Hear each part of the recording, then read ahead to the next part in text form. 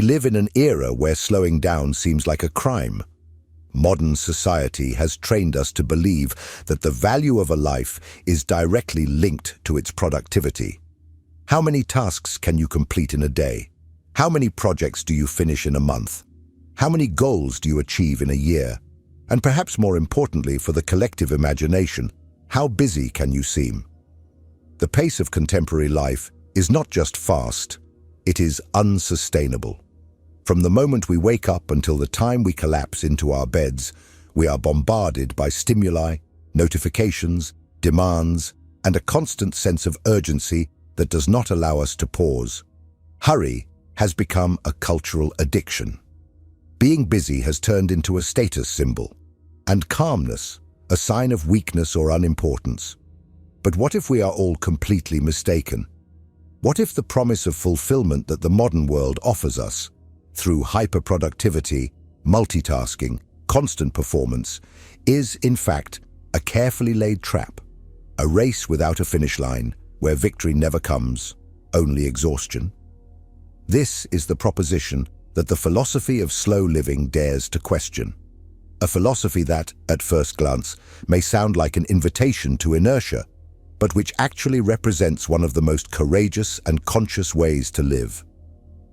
Slow living is not about doing less out of laziness, but about doing less out of wisdom. It is about reclaiming the dignity of time, about stopping merely to fill the days and starting to inhabit each moment. We are at an existential turning point. The age of speed promised us efficiency, but delivered alienation. It promised fulfillment, but delivered chronic anxiety, burnout, and a collective inability to be present. In running so much, we have become strangers to ourselves.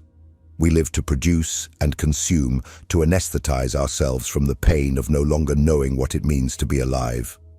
In this context, slow living emerges not as an aesthetic alternative or a different lifestyle, but as a deep psychological necessity.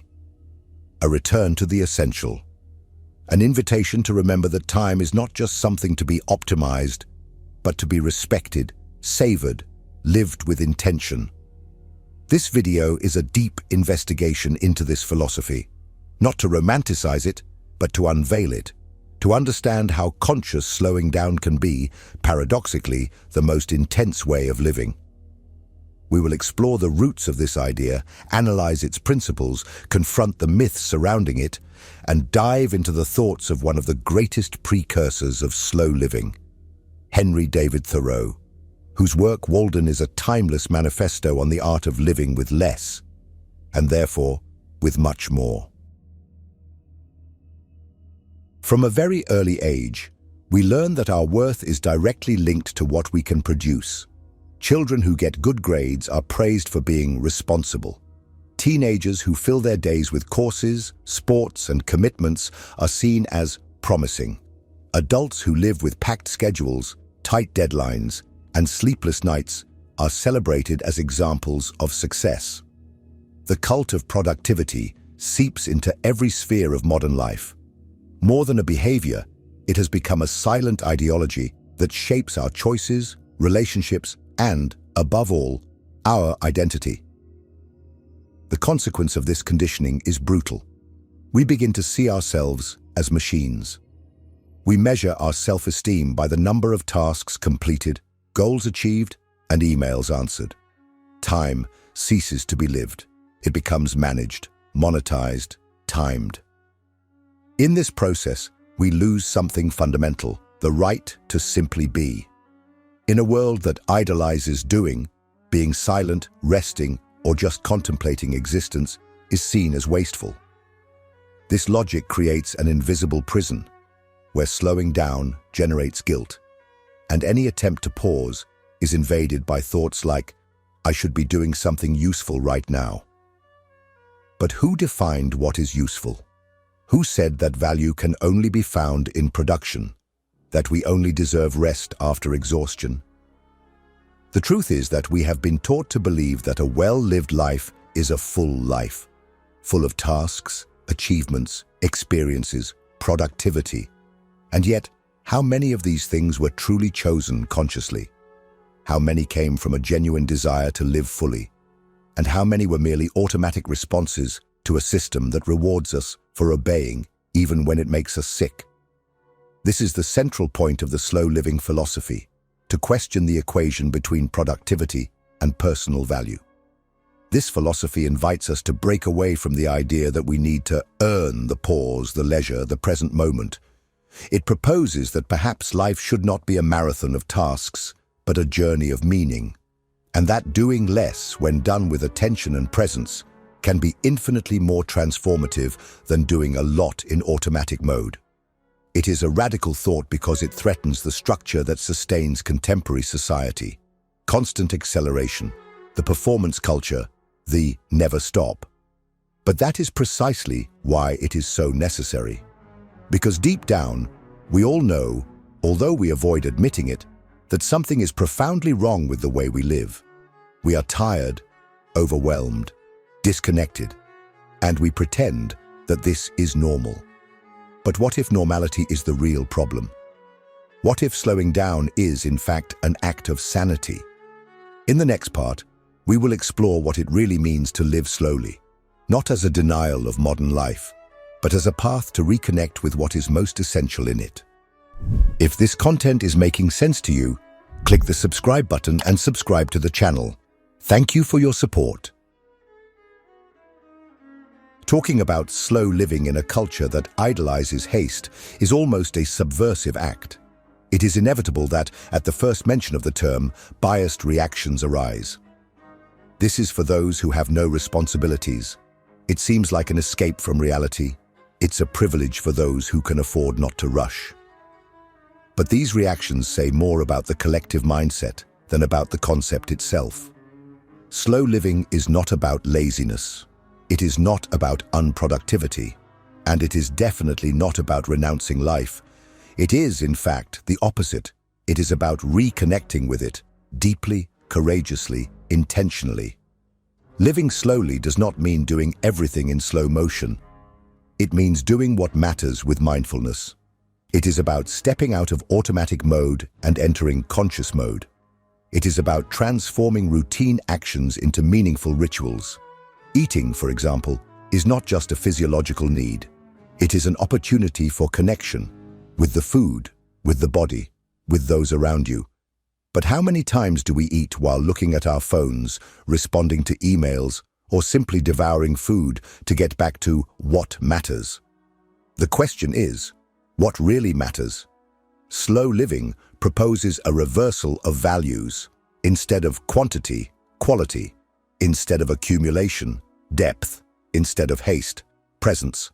And this change, although simple in theory, requires an internal restructuring. Because we have been conditioned to believe that doing more is always better. And for many, slowing down feels like giving up. But it is not giving up. It is a choice. It is choosing to do less, but to do it with soul. It is preferring a meaningful conversation to 1,000 empty interactions. It is dedicating full attention to a task instead of splitting the mind into 10 open windows. It is important to understand that slow living is not a rigid formula. It does not dictate the right pace, because the right pace is the one that respects your own inner time. For some, this may mean moving to a new city, swapping the car for a bicycle, reducing work hours. For others, it may simply mean starting the day without looking at the phone, eating more slowly, reserving time for silence. The point is not in the form, but in the awareness. Living slowly is acting with intention. It is stepping out of autopilot and taking the wheel of one's own life.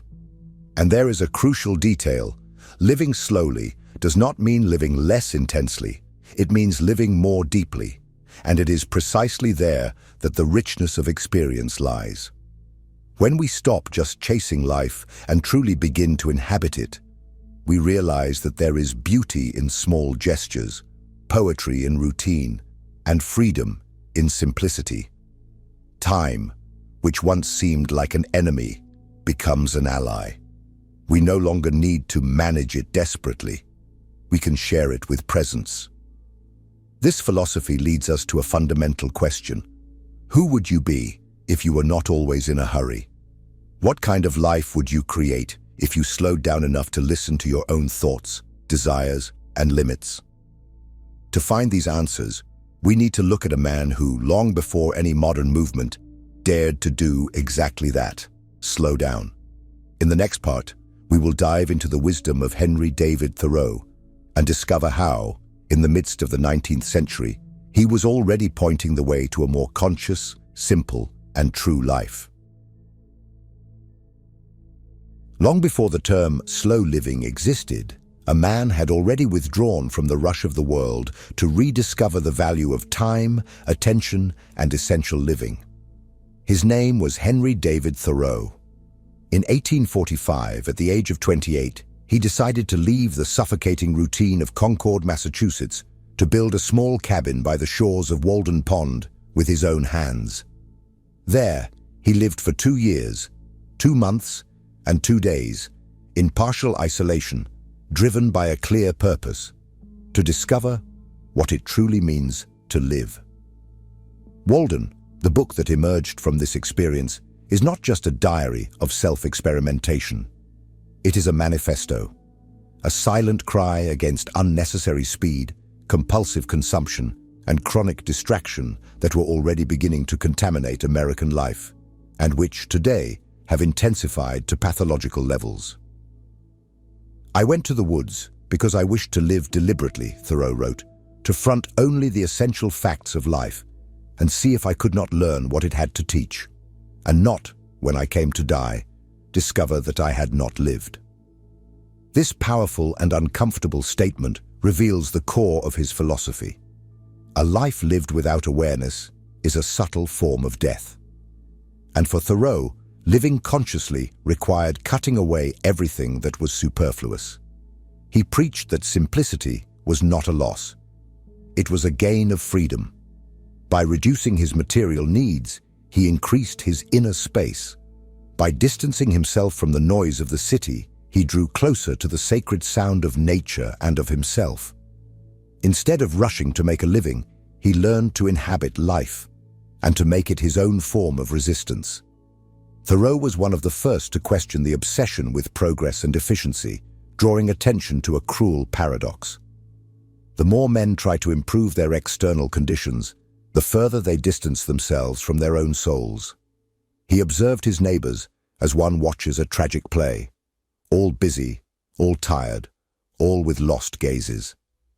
"The mass of men lead lives of quiet desperation," he wrote, "and the scariest part, they didn't even realize it." For him, time was the most precious resource of all, not something to be saved, but to be respected, contemplated, immersed in. "Time is but the stream I go a-fishing in," he said. His life at Walden was a deliberate effort to reclaim the natural rhythm of existence, to attune himself to the seasons, to the rising and setting of the sun, to the silence between sounds. Every gesture was made with presence. Every day was an opportunity to live, not just to survive. Thoreau did not live in the woods out of convenience, but out of conviction. And his choice still resonates strongly in today's world. Because today, just like in the 19th century, we are still surrounded by distractions, artificial obligations, and a lifestyle that teaches us to run without direction. We hear the noise of the world, but we do not listen to our own thoughts. We meet goals, but forget to ask if they make sense. And we continue like this, in quiet desperation. Thoreau's wisdom provokes us. It reminds us that it is not enough to be alive biologically. We must be alive spiritually, emotionally, existentially. And for that, it is necessary to stop, observe, choose carefully, live with intention, live slowly. But there is a fundamental difference that Thoreau points out, and that we need to explore deeply. The difference between being busy and being alive. Between filling time with tasks and truly inhabiting time with awareness. This distinction is the heart of slow living, and will be the focus of the next part. We live in a time when being busy is a virtue. We proudly say we have no time. We respond to messages with automatic phrases like "in a rush" or "crazy life," as if that were an indication of success or importance. But there is a brutal and almost always ignored difference between being busy and being alive, between filling time and inhabiting time. And it is precisely in this abyss that many lives are lost silently. Constant busyness may even seem like movement, progress, usefulness. But in reality, it is often just noise, a way to escape emptiness, to avoid the discomfort of facing oneself. Being busy for many is an elegant disguise for the absence of purpose. We rush back and forth, jumping between commitments, goals, tasks, as if activity alone were justification enough to exist. And in this fast pace, we forget to ask ourselves, where am I going? Why am I doing all this? Does it really matter? Or does it just keep me distracted from what truly matters? To be truly alive is something different. Being truly alive requires presence, requires depth, requires courage. Because unlike busyness, which anesthetizes, presence reveals.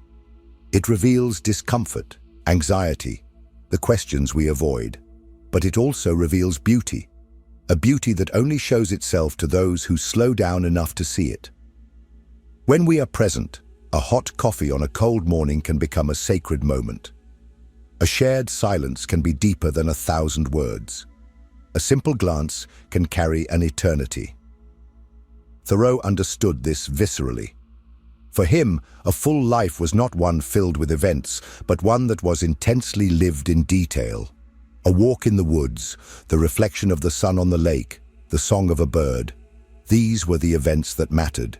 Not because they were grand, but because they were real. They were felt with the whole body. They were inhabited. It is essential to understand that haste and constant busyness are tools of the culture of distraction. A system that keeps us always doing something so that we never stop long enough to realize we are living lives we may not have consciously chosen. It is a mechanism of control, a way to prevent the inner rebellion that only arises in silence. Because silence is frightening. In it, we hear our most uncomfortable truths. And yet, only in silence is it possible to listen to life. To inhabit time means to be present where you are. It is not about literal slowness, but about intention, about putting the soul into action, about fully surrendering to something, a conversation, a reading, a meal, a walk, without wanting the moment to end quickly, without rushing to the next item on the agenda. It means understanding that time is not a ladder to success, but a field where existence happens. And here lies the most fascinating paradox of slow living. When we slow down, we experience more. When we stop chasing life, we find life. Not in future promises, but in the now, in what is before us, waiting for our presence. Time is not the enemy. We are the ones who turn it into an oppressor when we treat it as something to be conquered, dominated, defeated. But slowing down is not just a philosophical choice. In a hyperspeed world full of noise, haste, and pressure, living slowly has become a psychological necessity, an existential urgency. Because this accelerated pace we have adopted as normal is not only disconnecting us from time, it is disconnecting us from ourselves. And that is exactly what we will explore in the next part. Why slow living is not an elitist privilege, but a strategy for inner survival in times of emotional collapse. If what you're hearing resonates with you, you'll find real value in my ebooks. Beyond the Shadow breaks down Jung's core ideas, while Dialogues with the Unconscious gives you a 30-day path to apply them in your life. Both are linked in the pinned comment. Most people believe that living slowly is a luxury, a privilege reserved for those who have already sorted out their lives, who have the time and resources to allow themselves a lighter routine. But this view reveals how immersed we are in a sick logic, where one can only rest after exhaustion, where one can only contemplate after collapse, where one can only live with presence when everything is under control. And that moment, of course, never arrives. The truth that few want to face is that slow living is not an aesthetic whim nor a self-help trend. It is an urgent form of psychic resistance, a defense of the soul against the emptiness of existence imposed by a system that profits from our haste, distraction, and chronic dissatisfaction.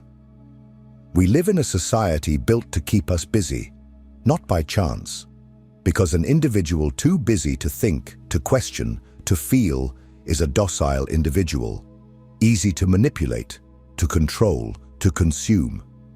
The constant bombardment of stimuli, social media, news, professional demands, endless comparisons, is no accident.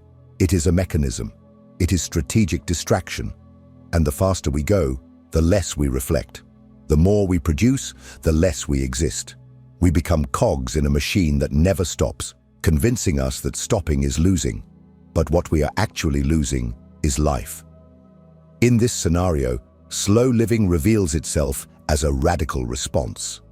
Living with presence, with intention, with slowness, is a form of disobedience. It is saying no to a world that demands speed at any cost. It is rejecting the logic of haste as the only possible path. It is claiming the right to feel, to savor, to contemplate, to be at peace, even when everything around screams for urgency.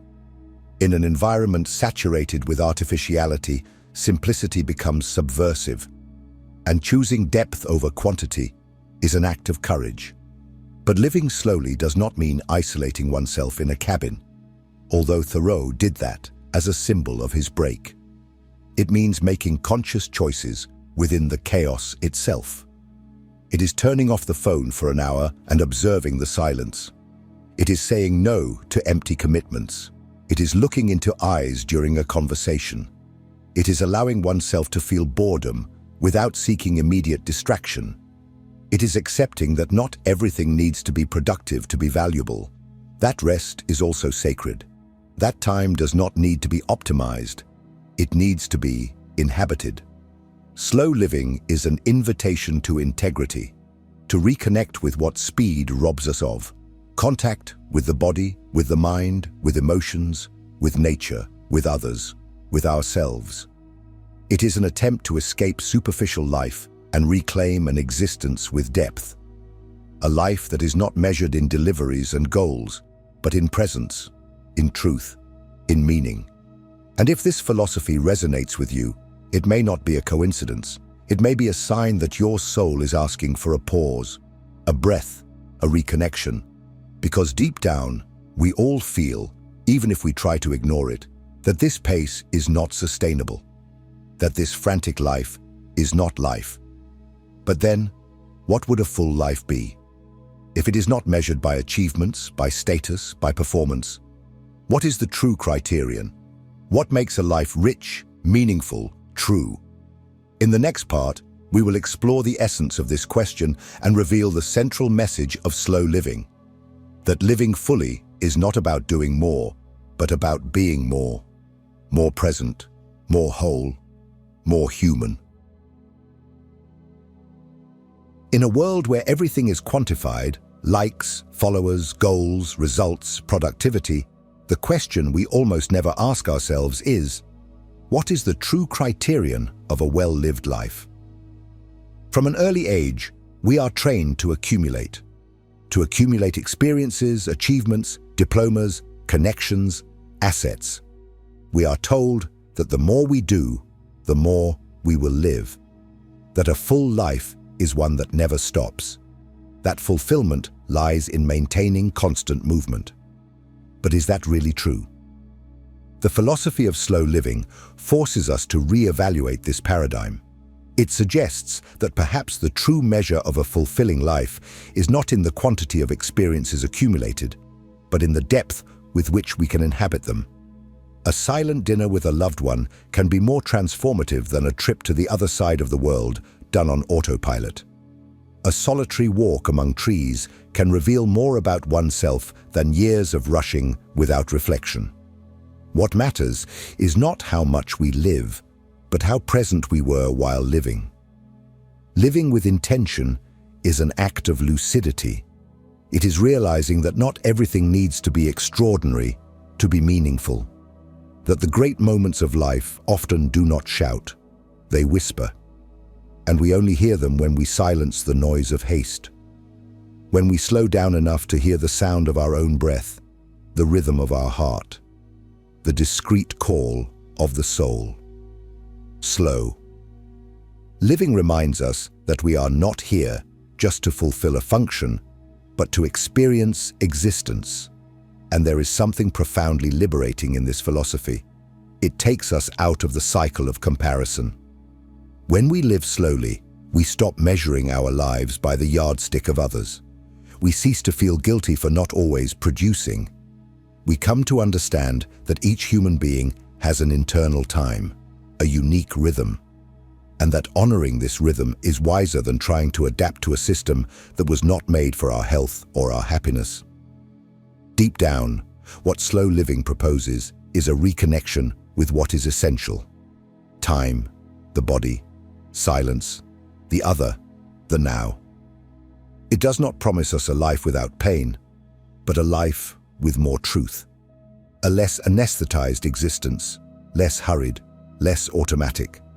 A life in which we finally stop running after life and start, in fact, to live it.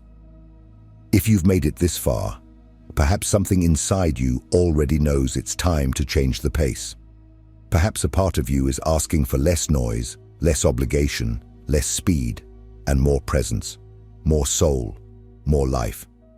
If this video touched something in you, leave a comment saying, "It's time to slow down." I want to know who here is ready to step out of haste and into presence.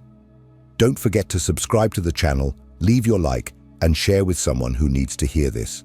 And keep watching the next video. It is an essential part of this journey.